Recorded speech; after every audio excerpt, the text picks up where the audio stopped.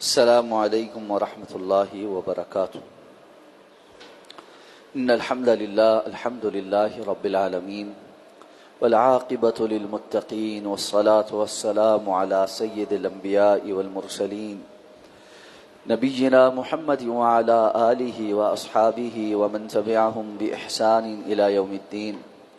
الحمد للہ الذی ہدانا لہذا وما كنا لنہتدی لولا ان ہدانا اللہ۔ رب شرح لی صدری ویسر لی امری واحلل عقدۃ من لسانی یفقهوا قولی۔ اللہم انفعنا بما علمتنا وعلمنا ما ينفعنا وزدنا علما۔ اللہ تعالیٰ کے فضل و احسان سے سورہ ہود کی آیت نمبر 80 تک ہمارا سبق مکمل ہو چکا ہے، اور آیت نمبر 81 سے انشاءاللہ آج ہماری کلاس کا آغاز ہو۔ اعوذ باللہ من الشیطان الرجیم، بسم اللہ الرحمن الرحیم۔ قالوا یا لوط انا رسل ربک لن يصلوا الیک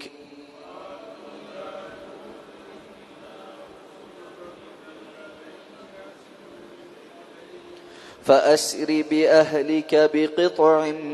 من الليل ولا يلتفت منكم أحد إلا امرأتك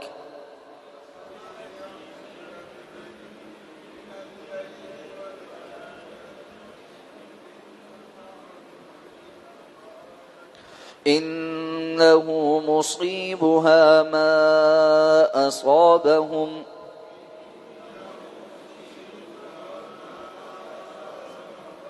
إن موعدهم الصبح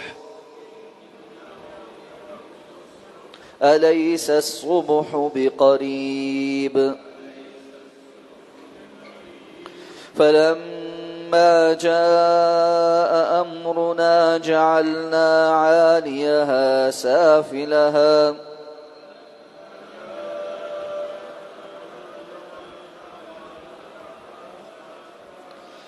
وأمطرنا عليها حجارة من سجيل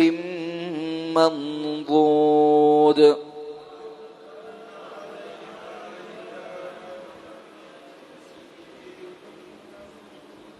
مسومة عند ربك وما هي من الظالمين ببعيد۔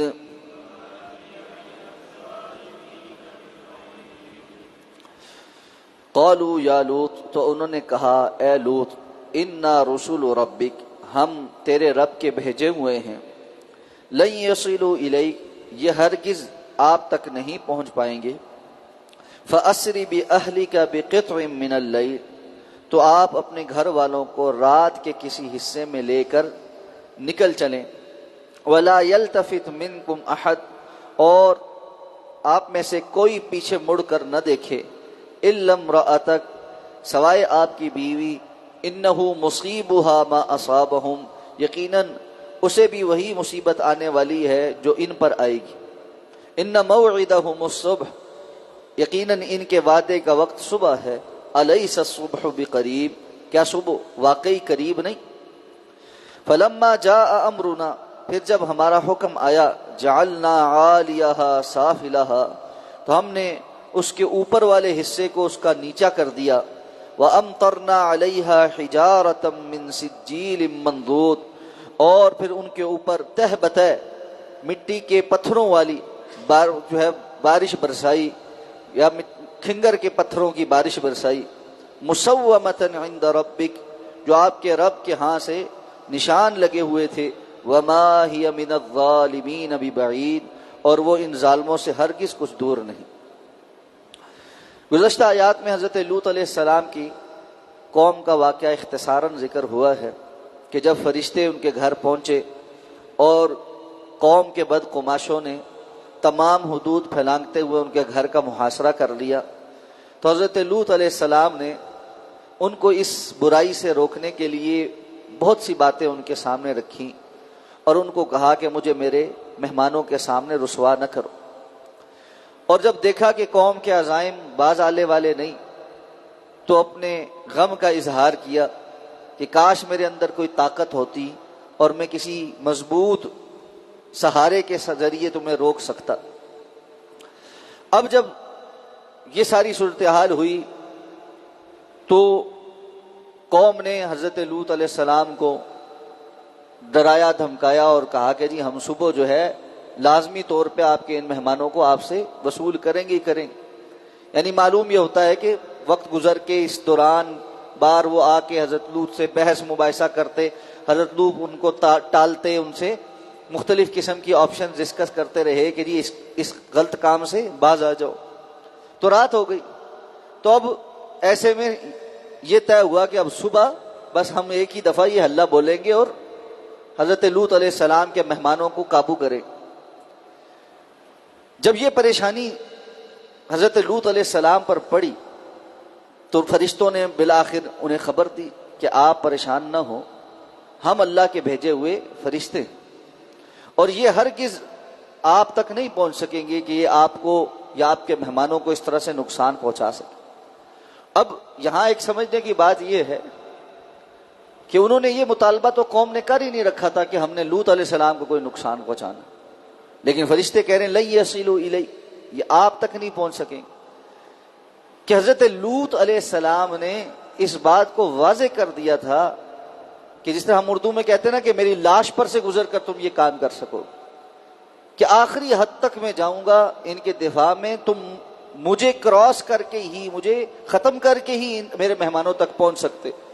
تو اس لیے فرشتوں نے ان کو اس بات پر تسلی دی کہ یہ وقت نہیں آئے گا کہ یہ جو ہے نا آپ کے اوپر ہاتھ اٹھا سکیں یا آپ کو ان کو قتل کرنا پڑے اور پھر یہ ہم تک پہنچے۔ ہم تو اللہ کے بھیجے گئے فرشتے ہیں اور آج تو ان کا قلع کما کرنے آئے، اب بس آپ نے اتنا کرنا ہے کہ یہ رات پڑ گئی ہے، رات کے کسی پہر آپ اپنے گھر والوں کو لے کر یہاں سے نکل پڑے۔ اور یہاں یہ دیکھیں کہ لوط علیہ السلام کو صرف اتنا کہا گیا کہ اپنے گھر والوں کو لے کر نکل۔ اس سے یہ پتہ چلتا ہے کہ پوری بستی میں کوئی ایک بھی ایمان والا نہیں تھا۔ باقی جس جگہ بھی یہ حکم آیا ہے وہاں پر ساتھ یہ بھی کہا ہے والذین آمنوا معک، جو آپ کے ساتھ ایمان لے کر آئیں۔ اور یہاں تو صورتحال یہ تھی کہ گھر والے بھی پورے نہیں، الا امرأتک، سوائے آپ کی بیوی کے، کہ وہ تو اب بھی کفر پر تھی۔ اور قرآن مجید نے دوسری جگہ اس بات کا تذکرہ کیا ہے کہ ایمان اور عدم ایمان اللہ کے ہاں کیسا فرق ڈالتا ہے۔ اللہ نے فرمایا کہ دو عورتیں، امرأۃ نوح و امرأۃ لوط، نوح علیہ السلام کی بیوی اور لوط علیہ السلام کی بیوی، کانتا تحت عبدین من عبادنا صالحین فخانتاہما، یہ ہمارے دو بڑے صالح بندوں کے نکاح میں تھیں، لیکن ان دونوں نے اپنے شوہروں کو بھی جو ہے ان کے ساتھ بھی خیانت کی اور یقیناً اللہ کے ساتھ بھی خیانت کی۔ فلم یغنی عنہما من اللہ شیئا، اور ان کی اس خیانت اور کفر نے نوح علیہ السلام کا، نوح ابو الانبیاء ہونا، اولو العزم من الرسل میں سے ہونا، اور لوط علیہ السلام کا اتنا بڑا نبی ہونا ان کو فائدہ نہیں پہنچائے۔ ان دونوں نے ان کے کفر پر قائم رہنے کی وجہ سے ان کی کوئی سفارش بھی نہیں کی۔ اور یہ جو حسب نسب ہے، عمل کے بغیر یہ کسی کام کرے، اور ان سے کہا گیا کہ تم بھی ذلیل اور رسوا ہو کر جہنم میں داخل ہونے والوں میں سے ہو جاؤ۔ اور اس کے مقابلے میں فرمایا کہ ایک خاتون وہ بھی ہیں جو مریم ہیں رضی اللہ تعالیٰ عنہ، کہ اللہ رب العزت نے ان کے متعلق یہ گواہی دی ہے حصنت فرجہا، جنہوں نے اپنی عصمت کی حفاظت کی۔ اور ایک خاتون وہ ہیں امرأۃ فرعون، حضرت جاسیہ، کہ جن کو اللہ نے فرمایا جو فرعون جیسے ظالم متکبر اور اس جیسے گناہگار کی بیوی تھی جو خود کہتا تھا انا ربکم الاعلی، میں تمہارا سب سے بڑا رب ہوں، اعلیٰ ترین رب میں ہی ہوں، یعنی نعوذ باللہ اللہ ہونے کا دعوے دار سے۔ دنیا میں بہت سارے لوگ خدائی کے دعوے دار ہیں لیکن ساتھ میں کہتے ہیں کہ ہم بڑے خدا سے نیچے چھوٹے خدا ہیں، ہم دیوی دیوتا ہیں، اس قسم کی باتیں کر لیتے۔ وہ کہتا تھا انا ربکم الاعلی، میں سب سے اونچا والا رب ہوں۔ اور اسی لیے اس نے کہا تھا اے حامان وہ اونچا قسم کا ایک پہاڑ، ایک جو ہے نا ٹاور بناؤ، لعلی اطلع الی الہ موسیٰ وانی لاظنہ کاذبا، میں ذرا اس پہ چڑھ کر اوپر آسمان پر جھانک کر دیکھوں کہ موسیٰ کا کوئی الہ وہاں بیٹھا ہوا بھی ہے، جبکہ مجھے تو یقین ہے یہ جھوٹ بولتا ہے، نعوذ باللہ من ذلک۔ اس جیسے شخص کے گھر پہ حضرت جاسیہ موجود تھی، امرأۃ فرعون، اور ان کی تعریف بیان کی کہ اللہ نے فرمایا کہ انہوں نے اللہ سے دعا کی کہ یا اللہ مجھے اس ظالم شخص سے اور ظالم قوم سے نجات عطا فرما، رب ابن لی عندک بیتا فی الجنہ ونجنی من فرعون وعملہ ونجنی من القوم الظالمین، یا اللہ میرے لیے جنت میں ایک گھر بنا دے۔ حالانکہ دنیا کے اندر ان کو کیا کچھ میسر نہیں تھا، محلات والی زندگی اور کہنے کو دنیا میں جو جنت ہو سکتی ہے وہ سب اس خاتون کو میسر تھا، لیکن ایمان کے مقابل انہوں نے سب کچھ چھوڑ دیا۔ اور جب چھوڑا تو ایسا تو نہیں تھا کہ فرعون نے ان کو ویسے ہی چھوڑ دیا ہو، بعض روایات کے مطابق ایک ایسے جو ہے جس کو آپ کہیں کہ لوہے کے ایک چیمبر میں ان کو کھڑا کر کے اس کے اوپر دوسرا ایسا ڈھکن لگایا گیا کہ جس کے اندر پورے کیل ہی کیل تھے اور وہ ان کے اندر پیورست ہو گئے، اس طرح وہ عذاب دیتا تھا۔ لیکن وہ کہتی رہی رب ابن لی عندک بیتا فی الجنہ، یا اللہ مجھے تو جنت میں گھر چاہیے، مجھے تو جنت میں گھر چاہیے۔ تو اللہ کے رسول صلی اللہ علیہ وسلم نے فرمایا جنت کی سردار خواتین میں سے ایک حضرت جاسیہ بھی ہے، اور ایک حضرت خدیجہ رضی اللہ تعالیٰ اور ایک حضرت فاطمہ رضی اللہ تعالیٰ۔ تو یہ جنت کی سردار خواتین میں سے اور بھی ہوں گی، لیکن یہ فرعون کی بیوی ہونے کے باوجود وہ جنت کی سردار ہیں، خواتین کی سردار۔ تو اس لیے اللہ رب العزت کے ہاں مقام اور مرتبہ عمل کا ہے، ایمان کا ہے۔ تو اللہ نے فرمایا الا امرأتک، آپ کی بیوی کے علاوہ باقی سارے گھر والوں کو لے کر آپ راتوں رات نکل جائیں اور پیچھے مڑ کے کسی نے نہیں دیکھا۔ یہ ایک سخت حکم تھا کہ اللہ رب العزت کی طرف سے جب عذاب آ رہا ہوتا ہے تو وہ موقع اس لیے نہیں ہے کہ بیٹھ کے بندہ تماشا دیکھے کہ اچھا چلو ذرا دیکھتے ہیں کہ عذاب کیسے آ رہا ہے، بلکہ انسان کو توبہ استغفار کرنی چاہیے، اللہ رب العزت سے معافی مانگتے ہوئے وہاں سے گزر جانا چاہیے۔ جیسے حدیث میں آ چکا، ہم پہلے بھی ذکر کر چکے کہ اللہ کے رسول صلی اللہ علیہ وسلم فرمایا جہاں جہاں سے عذاب ہو وہاں پر سر نیچے کر کے روتے ہوئے گزر جانا چاہیے اور اللہ سے استغفار طلب کرنی چاہیے۔ اب فرمایا ان کے اوپر عذاب جو ہے نا وہ آئے گا تو صبح کو، کیونکہ یہ بھی صبح کے انتظار میں ہیں، راتوں کو اپنے اس بری نیت پر سوئے ہیں کہ ہم صبح اٹھ کر یہ کریں گے۔ الیس الصبح بقریب، کیا صبح قریب نہیں ہے؟ یہ سوال اس لیے نہیں ہے کہ صبح، ان کو بتانا مقصود ہے کہ صبح تو قریب ہے، بلکہ یہ استہزاء کے لیے ہے کہ صبح تو آئی کھڑی ہے، ان کو لگتا ہے کہ ان کو مہلت ملی ہوئی ہے، حقیقتاً مہلت کچھ بھی نہیں۔ اور در حقیقت ہر انسان یہ بات دیکھے کہ نعوذ باللہ اللہ رب العزت کی طرف سے اگر پکڑ آ جائے ہماری سوچوں کے اوپر اور ہمارے اعمال کے اوپر تو وہ کوئی دور نہیں کھڑی ہوئی، آنے والی چیز قریب ہی ہوتی ہے۔ کل ما آت فہو قریب، عرب کہتے ہیں ہر وہ چیز جس کا آنا یقینی ہو وہ قریب ہے، اور اگر بظاہر ایسا کوئی عذاب نہ بھی آئے تو موت تو آنی ہی آنی ہے اور وہ بھی قریب ہی ہے۔ تو الیس الصبح بقریب، کیا صبح قریب نہیں؟ تو وہ تو قریب ہی، یقیناً قریب۔ فلما جاء امرنا، بس جب ہمارا حکم آیا، جعلنا عالیہا سافلہ، ہم نے اس کے اوپر کو الٹا کر کے نیچے کر دیا۔ جبریل امین کو حکم ہوا، انہوں نے اس بستی کو پروں پہ اٹھایا، آسمان کے اوپر تک لے کر گئے اور وہاں سے اس کو اوندھے منہ کر کے پٹخا، اور پھر یہ زمین میں دھسے بھی۔ صرف ایسے ہی نہیں ہوا، پھر اللہ نے فرمایا کہ ہم نے امطرنا علیہا حجارۃ من سجیل منضود، ان کے اوپر ایسے مٹی اور گارے کے جو پتھر بن جاتے ہیں نا، مکس کر کے جو پتھر بنائے جاتے ہیں، جس کو آج کہیں گے، آپ کہیں گے سیمنٹ کے پتھر، سجیل کہتے ہیں ایسی مٹی کو جس کو باقی خاکے کے ساتھ ملا کر سکھا دیا گیا ہو، تو باقاعدہ جس کو آپ کہیں گے جی ایسے جو ہے نا کنکریٹ کے اللہ رب العزت نے پتھر ان کے اوپر امطرنا، ان کی بارش بچھا دی، منظور تہبت ہے، اس انداز میں اللہ رب العزت کا عذاب ان کے اوپر آیا۔ کس قدر اللہ کا غضب ہے،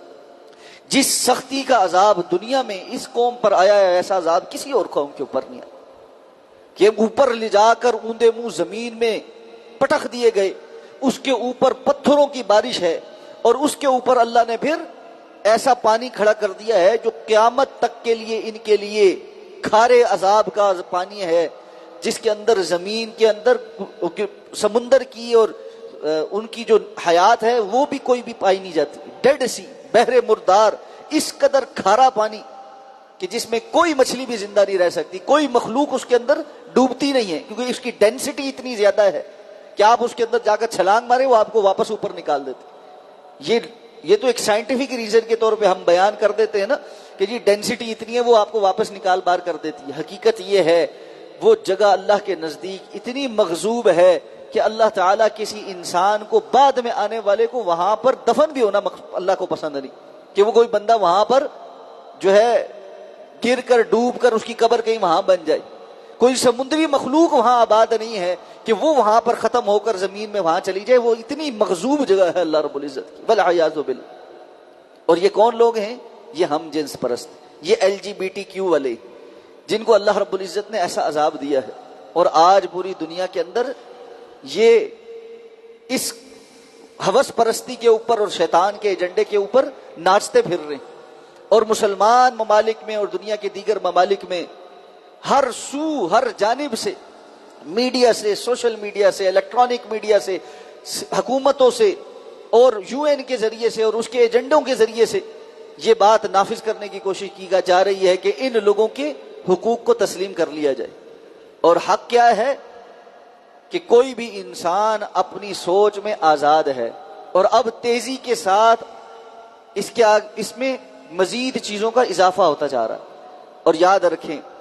اللہ نے انسان کو جو عزت دی ہوتی ہے، جب وہ اپنے آپ کو اس سے گراتا ہے، اسفل سافلین میں پہنچتا ہے، پھر ایسی پستیوں میں گرتا ہے کہ جس کا تصور بھی پچھلوں نے نہیں کیا ہوتا۔ اب مغرب کے لوگ LGBTQ کے بعد تیزی کے ساتھ اس طرف جا رہے ہیں کہ ہم تو اپنے اندر سے محسوس کرتے ہیں کہ ہم انسان بھی نہیں، ہم کتے ہیں، ہم بلی ہیں، ہم خنزیر ہیں، ہم فلاں ہیں، اور لوگ مسلسل اپنی اگلی زندگی میں اس قسم کی شکل و صورت بنا کر، جو پیسے والا ہے وہ کاسمیٹک سرجریز کروا کے، جو سرجریز نہیں کروا سکتا وہ کاسٹیومز پہن کے اس طرف چل پڑے ہیں کہ کوئی کہتا ہے جی میں تو کتا ہوں، وہ سارا ٹائم اپنے منہ پہ کتے کا ماسک چڑھا کر بھونکتا پھرتا ہے، اور اس نے ایک اپنا مالک بنا لیا جو اس کو لے کر چلتا ہے اور وہ کتوں کی طرح چلتا ہے، کوئی بلی بنتا ہے، کوئی چوہا بنا ہوا ہے، کوئی خنزیر بنا ہوا ہے۔ تو بھائی پھر حق تو ان کا بھی ہے، آج کل وہ بھی اپنے رائٹس کے لیے لڑ رہے ہیں کہ جی ہمیں انسان ہی نہیں سمجھے، ہمارا حق یہ ہے کہ ہم اندر سے یہ سمجھتے ہیں کہ ہم خنزیر ہیں تو ہمیں خنزیر ٹریٹ کیا جائے، ہمیں کتا ٹریٹ کیا جائے۔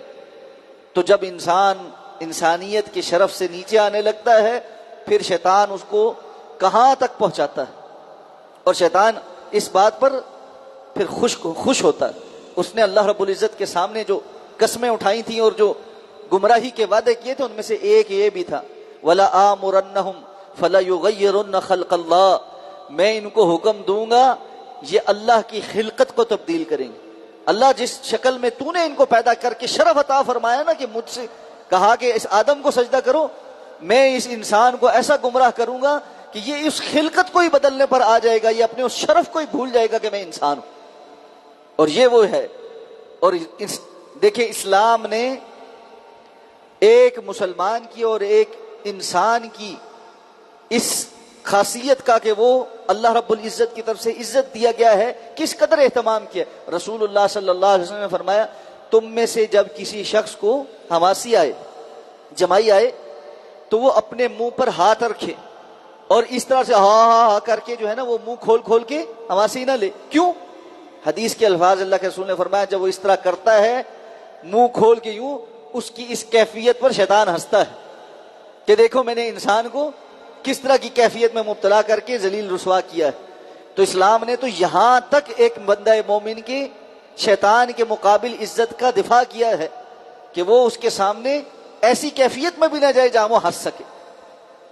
اس کو ہر وقت ایک دشمن کی طرح ٹریٹ کر کے فاتخذوہ عدوا، اپنا دشمن بناؤ، اپنے دشمن کے طور پر ٹریٹ کرو، اور دشمن کی خوشی کا کوئی موقع انسان اس کو نہیں دیتا۔ کجا یہ کہ انسان انسانیت کے مرتبے سے ہی جائے اور ابلیس بن کے پھرتا پڑے اور جانور بننا شروع کر دے۔ تو یہ جو ایجنڈے چل رہے ہیں آج کل کہ جی انسان کی اپنی خواہش ہے، اس کے اندر کی آواز ہے، یہ ٹرانسجنڈر ایکٹس اور اس سے متعلقہ سارے یہ اسی جانب کو رستے کھولنے کی بات۔ جب ایک مرتبہ یہ تسلیم کر لیا کہ کوئی انسان اپنے اندر یہ فیل کر سکتا ہے کہ ٹھیک ہے میں 100% مرد ہوں جسمانی طور پر، لیکن اندر سے میں عورت ہوں، اور میں 100% تمام تر جسمانی صلاحیتوں کے ساتھ خاتون ہوں، لیکن اندر سے مجھے لگتا ہے کہ میں مرد ہوں، تو جس کو اندر سے کچھ بھی لگتا ہے اس کو کل کو جانور لگے گا تب بھی اس کا حق ہے۔ اگر اس کو یہ لگے گا کہ میں نے کسی عورت کی طرف مائل ہونا ہے تو بھی اس کا حق ہے، میں نے کسی مرد کی طرف مائل ہونا ہے تو اس کا حق ہے۔ یہ ایک ایسی خباثت ہے جو اللہ رب العزت کی فطرت کے ساتھ جنگ ہے، اور جو لوگ اللہ کی فطرت کے ساتھ جنگ کرتے ہیں یاد رکھیں سب سے بدترین عذاب ان کے اوپر آتے ہیں، بدترین عذاب ان کے اوپر آتے ہیں۔ اور اس وقت دیکھیں جن ممالک میں یہ کچھ چل رہا ہے وہاں اللہ نے ایسی ایسی بیماریاں ان کے اوپر مسلط کی ہیں، اور ان لوگوں کے اوپر اللہ نے ایسی ایسی جو ہے نا زمین کو تنگ کیا ہے کہ یہ چھٹکارا چاہتے ہیں لیکن اب ان کو چھٹکارا ملتا نہیں، چھٹکارا ملتا نہیں۔ یہ ایڈز کیا بلا ہے،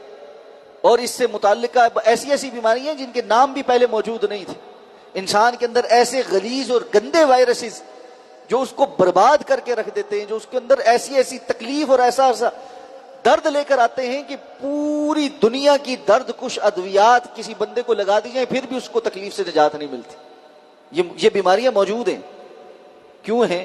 خود یہ کہتے ہیں کہ ان بیماریوں کی وجوہات ہم جنس پرستی ہے، لیکن ساتھ کہتے ہیں جی اصل میں یہ سیف سیکس نہ کرنے کی وجہ سے۔ تو ٹھیک ہے آپ یہ غلط کام تو کریں لیکن اس کے لیے کچھ طریقے اختیار کر لیں تو آپ بچ سکتے ہیں۔ جتنے مرضی طریقے اختیار کرتے رہیں، جو حرام ہے وہ کبھی خیر نہیں لے کر آ سکتا۔ اس لیے اللہ نے اس قوم کو ایسا عذاب دیا، کیوں؟ یہ انسانیت میں سب سے پہلے اس بے حیائی کو فروغ دینے والے تھے۔ اس لیے اپنی نسلوں کو بھی یہ بات باور کروائیں، اس پر تعلیم دیں، ان کو بار بار اس جانب ایجوکیٹ کریں کہ یہ کس قدر سنگین گناہ ہے اور اس کی طرف جانب کبھی نہیں جایا جا سکتا۔ اس وقت تو سچویشن یہ ہے کتنے ہی بچوں کے کارٹون ان کے جو سپر ہیروز ہیں، اور یہ جو سپر ہیروز کا کانسیپٹ ہے یہ علیحدہ سے ایک دجالی کانسیپٹ ہے، اور ہمارے جو ہے نا سو کارڈ پڑھے لکھے لوگ بڑے آسانی سے کہتے ہیں جی وہ آپ ویسے ہی کانسپریسی تھیوری کرتے رہتے ہیں۔ آپ اٹھا کے انالیسس کر لیں، آنکھیں بند کر کے رکھیں گے تو پھر تو کچھ نظر نہیں آئے۔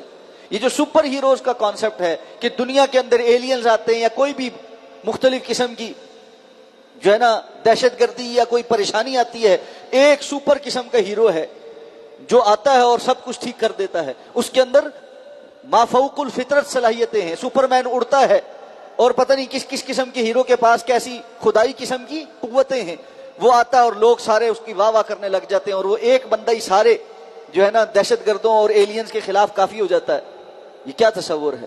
جس قوم کی بچپن سے اس چیز کو دیکھتے جس بچے کی پرورش ہوگی کہ کوئی سپر ہیرو ہوتا ہے، وہ سپر مین ہوتا ہے، وہ اسپائڈر مین ہوتا ہے، وہ فلانا مین ہوتا ہے، تو جب کوئی دجال آئے گا تو اس کے ذہن میں تو پہلے سے یہ تصور بیٹھا ہوا ہے کہ ایک سپر مین آ گیا ہے اور یہ مافوق الفطرت قسم کی جو ہے وہ صلاحیتیں رکھتا ہے، بارش کو کہتا ہے برس تو برستی ہے، زندوں کو مردوں کو زندہ کرتا ہے، جنت جہنم اس کے ساتھ چلتی ہے، کسی کو قتل کرتا ہے اور پھر دوبارہ کہتا ہے اٹھ جاؤ تو وہ اٹھ جاتا ہے۔ تو یہ تو واقعی سپر مین۔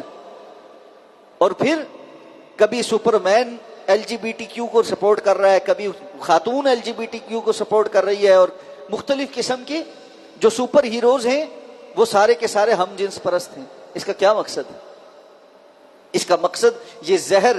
اس انداز میں قابل قبول بنا دینا ہے کہ اگلی نسل کے ہاں یہ کوئی مسئلہ ہی نہ رہ جائے، بچپن سے وہ یہ دیکھتے ہوئے آئیں، یہ ایک نارم بن جائے، ایک نارمل بات بن جائے کہ ٹھیک ہے میں آپ کو مجھے اپنی زندگی میں اس بات کا اچھے طریقے سے مشاہدہ ہے کہ ہمارے ہاں اخبارات میں ہمارے بچپن میں یا ہماری بالکل جو جوانی کے دن تھے، اگر کسی فلم یا کسی اس طرح بے حیائی کے تھیٹر کے کسی ڈرامے کا اشتہار ہوتا تھا تو وہاں پر خاتون کے لباس میں اگر کوئی قابل اعتراض بات ہوتی تھی، اس کے اوپر اخبار والوں نے جو ہے نا وہ کالا مارکر پھیر کر اس کو جو ہے بلر کیا ہوتا تھا، تب جا کر وہ اخبار میں چھپتی تھی، وگرنہ وہ اخبار میں بھی نہیں چھپ سکتی تھی۔ اور آہستہ آہستہ آپ دیکھیں گے وہ زہر کہاں پہنچا، اور اب تو پتہ نہیں چلتا کہ ہماری انڈسٹری کے پاکستان کے لوگ ہیں یا ہندوستان کے لوگ، بلکہ یہاں والے شاید ان کی نقالی میں ان سے آگے بڑھے ہوئے ہیں۔ اس لیے یہ زہر آہستہ آہستہ قابل قبول ہوتا جاتا ہے۔ اس کے لیے ضروری ہے کہ ہمہ وقت ہر جگہ اپنی اولادوں کو، اپنی نسلوں کو، اپنے گھر والوں کو، اپنے آس پڑوس میں اپنے اعزاء اقربا کے بچوں کو ایجوکیٹ کریں، بولیں، بتائیں، قوم لوط کا واقعہ سنائیں اور بتائیں کہ سب سے زیادہ غضبناک جو عذاب اللہ رب العزت کی طرف سے آیا وہ اس قوم لوط پر آیا اور ان کی حرکتوں کی وجہ سے آیا۔ والعیاذ باللہ، اللہ ہم سب کو محفوظ فرمائے۔ سبحانک اللہم و بحمدک، نشہد ان لا الہ الا انت، نستغفرک و نتوب الیک۔